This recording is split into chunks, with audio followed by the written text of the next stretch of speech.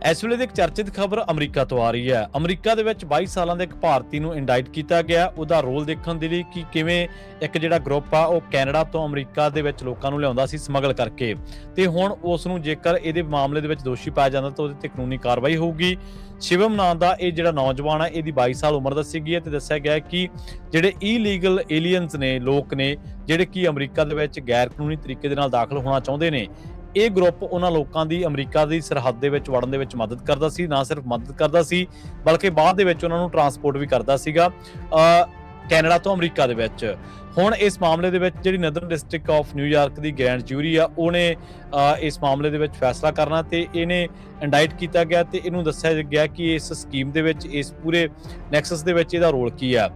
Court document ਜਿਹੜੇ ਦਿੱਤੇ ਗਏ ਨੇ ਉਹਨਾਂ ਦੇ ਮੁਤਾਬਕ ਸ਼ਿਵਮ ਜਿਹੜਾ ਉਹ ਜਨਵਰੀ 2025 ਤੋਂ ਲੈ ਕੇ ਜੂਨ 2025 ਤੱਕ ਉਸਨੇ ਇਲੀਗਲ ਜਿਹੜੇ ਬੰਦੇ ਆ ਉਹਨਾਂ ਨੂੰ ਟਰਾਂਸਪੋਰਟ ਕੀਤਾ, ਸੁਵਿਧਾ ਦਿੱਤੀ ਆ ਤਾਂ ਕਿ ਉਹ ਕੈਨੇਡਾ ਦੇ ਵਿੱਚੋਂ USA ਦੇ ਵਿੱਚ ਦਾਖਲ ਹੋ ਸਕਣ। ਤੇ ਹੁਣ ਇਹਨੂੰ ਜਿਹੜਾ ਗ੍ਰਿਫਤਾਰ ਕਰ ਲਿਆ ਗਿਆ ਸੀ ਕਲਿੰਟਨ ਕਾਉਂਟੀ ਦੇ ਇਲਾਕਿਆਂ ਦੇ ਵਿੱਚ, ਨਿਊਯਾਰਕ ਦੇ ਇਲਾਕਿਆਂ ਦੇ ਵਿੱਚ।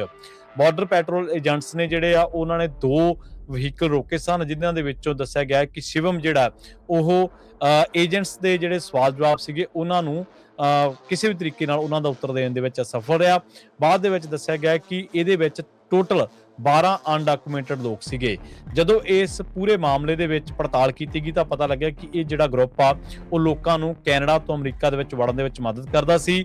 ਜੇਕਰ ਇਹ ਇਸ ਮਾਮਲੇ ਦੇ ਵਿੱਚ ਦੋਸ਼ੀ ਕਰਾਰ ਹੁੰਦਾ ਤਾਂ ਸ਼ਿਵਮ ਨੂੰ 10 ਸਾਲ ਜਿਹੜੇ ਨੇ ਉਹ ਪ੍ਰਿਜ਼ਨ ਦੇ ਵਿੱਚ, ਯਾਨੀ ਕਿ ਜੇਲ੍ਹ ਦੇ ਵਿੱਚ ਗੁਜ਼ਾਰਨੇ ਪੈਣਗੇ ਹਰੇਕ ਮਾਮਲੇ ਦੇ ਵਿੱਚ। ਤੇ ਜੇਕਰ ਉਹਨੂੰ ਕਨਵਿਕਟ ਹੁੰਦਾ, ਉਹ ਜਿੰਨੇ ਵੀ ਕਾਊਂਟਸ ਉਹਦੇ ਲੱਗੇ ਨੇ, 4 ਕਾਊਂਟ ਉਹਦੇ ਲੱਗੇ ਨੇ, 4 ਕਾਊਂਟ ਉਹਦੇ ਲੱਗੇ ਨੇ ਇਲੀਗਲੀ ਲੋਕਾਂ ਨੂੰ ਅਮਰੀਕਾ ਦੇ ਵਿੱਚ ਲਿਆਉਣ ਦੇ, ਤਾਂ ਉਸ ਨੂੰ ਜਿਹੜਾ ਉਹ ਸੈਂਟੈਂਸ ਜਿਹੜੀ ਆ ਇਹਨਾਂ ਮਾਮਲਿਆਂ ਦੇ ਵਿੱਚ 5 ਸਾਲਾਂ ਦੀ ਹੋ ਸਕਦੀ ਆ।